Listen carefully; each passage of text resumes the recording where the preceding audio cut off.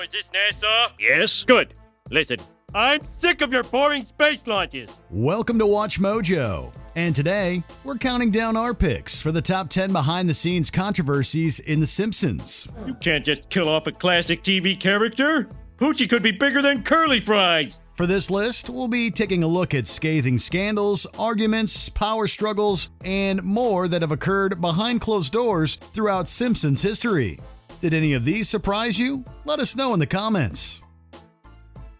Are you in the market for a new smartwatch? Check out GetMojo's list of recommendations in the description below. And while you're there, don't forget to subscribe for the latest product reviews, unboxings, and recommendations. Number 10. Sam Simon. When one colleague gets more recognition than another, there's bound to be some harbored jealousy or even resentment. That's what happened with Sam Simon. Along with Matt Groening and James L. Brooks, Simon was a co-developer for The Simpsons. More specifically, he was a writer, executive producer, and showrunner. Unfortunately, Simon would grow to resent both Groening and Brooks, believing their recognition was undeserved, and it led to him having frequent arguments with them both. In 1993, Simon left Gracie Films, remarking he wasn't enjoying it anymore. He would continue to earn a share of the show's revenue, roughly $10 million a year, and he was still credited as an executive producer for decades. Number 9. Competition with Cosby. He's on Earth. X-ray specs. He's on Earth. X-ray specs. He's on Earth. X-ray specs. He's on Earth. X-ray Forget specs. it, you two. As the pants wearer of this house, I get the first wish. The Simpsons wasn't the only massive success Fox had seen in the late 80s. Another family sitcom series had been dominating the television industry, The Cosby Show. $300 a week, $1,200 a month. All right? After the first season's success, Fox decided to stick The Simpsons in a time slot directly after The Cosby Show. This stressed out Groening and the crew as they believed such a decision would decimate The Simpsons in ratings. Sure enough, they were proven correct. The Cosby Show surpassed The Simpsons throughout the cartoon's second and third seasons. It wasn't until the sixth that Homer and his family finally went back to their original time slot. Homer, I see you agree with my theory. I'm not nodding, it's the air conditioning. Number 8. The bigwigs don't know. What we need is a new character, one that today's kids can relate to. Though this one is a little more tongue-in-cheek, it's too funny to leave out. If you remember the episode The Itchy and Scratchy and Poochie Show, you'll recall the cartoon within a cartoon introducing a new character, a rapping dog named Poochie, voiced by Homer Simpson. The name's Poochie D, and I rock the telly. I'm half Joe Camel and a third Fonzarelli. I'm the Kung Fu hippie from Gangsta City. I'm a rapping surfer, you the fool I pity. According to former showrunner Josh Weinstein, Poochie was created after a Fox executive suggested The Simpsons introduce a new family member, specifically mentioning a teenaged character. Catch you on the flip side, dude masters. Not! Hey, kids. Always recycle. And so Poochie was created as means to mock the idea, as well as criticize the prospect of networks meddling in entertainment. I have to go now. My planet needs me. Wow, Poochie came from another planet? I guess. Number 7. David Merkin's reign. Homer, no! They'll clog the instruments! From 1993 to 1995, David Merkin took over as The Simpsons showrunner, and it's a popular era among fans due to its more fantastical and surreal nature. However, this was a point of contention among the writing staff. Whereas previous seasons were more grounded in reality, the writing staff felt these episodes were straying too far away from what made the show a hit. One prominent example of this was the episode Deep Space Homer, where Homer is selected by NASA to take part in a spaceflight mission. I'd like to present the new generation of NASA astronaut, the average American. Despite being one of the most popular episodes, staff took umbrage with it due to its large idea. Even Groening stated the episode gave the staff nowhere to go.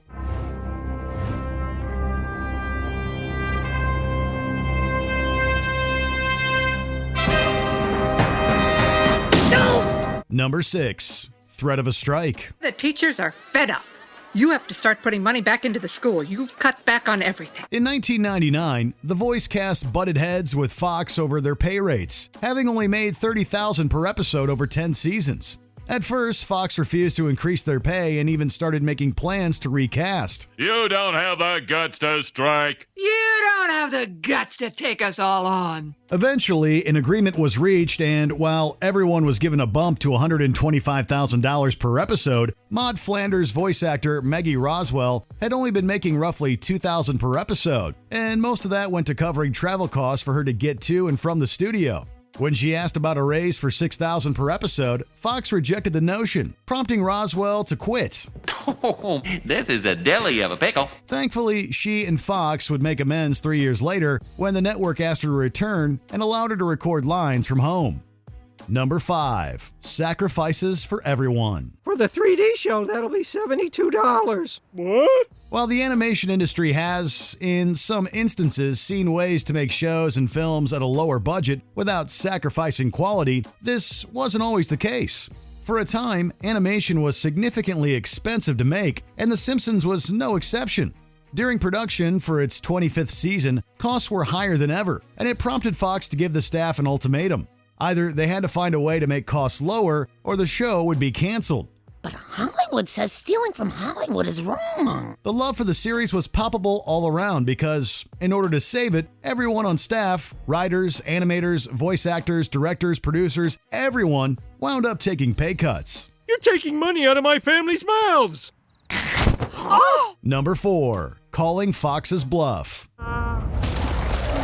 There's the 1050 from Newark, the 1052 from Phoenix, connecting from Dallas. Behind closed doors, the episode Mr. Spritz Goes to Washington is one of the most notorious in the show's history.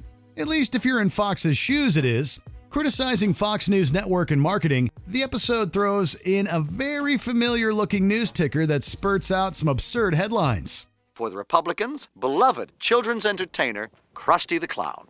And for the Democrats, this guy. I have a name. Yes, I'm sure you do, comrade. Fox News was furious and went so far as to threaten a lawsuit against Matt Groening and the staff. In the end, their bluff was called, given that Fox News suing The Simpsons would basically be the corporation suing themselves. The lawsuit was never filed, but the network did impose a rule forbidding fake news tickers, under the pretense that they would supposedly confuse audiences. May I say something? Certainly, Congressman. He hasn't won yet. You make a very adulterous point. Number 3. Put it in writing. Why, here's Fox News.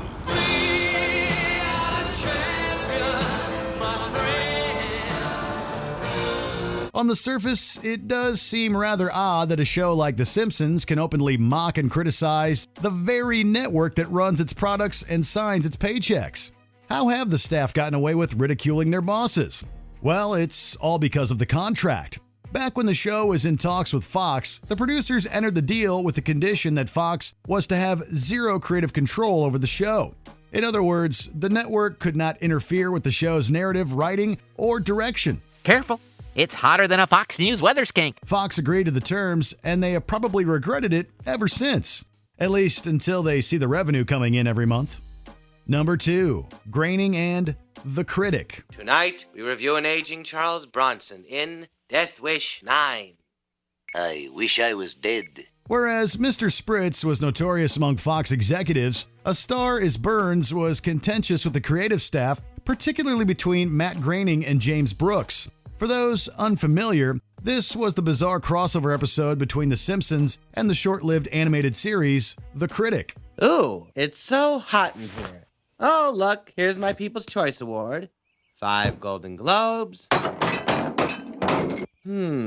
Where's my Emmy? Groening believed The Critic had no place in The Simpsons and called the episode a 30-minute advertisement for an unsuccessful show.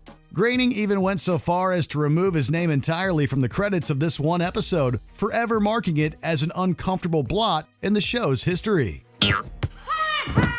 Number 1. The Tracey Ullman resentment. I said you're gonna watch this tape, and you're gonna do what I say, or I'm gonna do something to you. Before getting their own show, the Simpson family was seeing massive success on the Tracey Ullman Show. Their increasing popularity saw Ullman herself filing a lawsuit against Fox and The Simpsons back in 1992, claiming she was the reason for the show's success, and thus deserved royalties, merchandising profits, and a portion of Fox's revenue.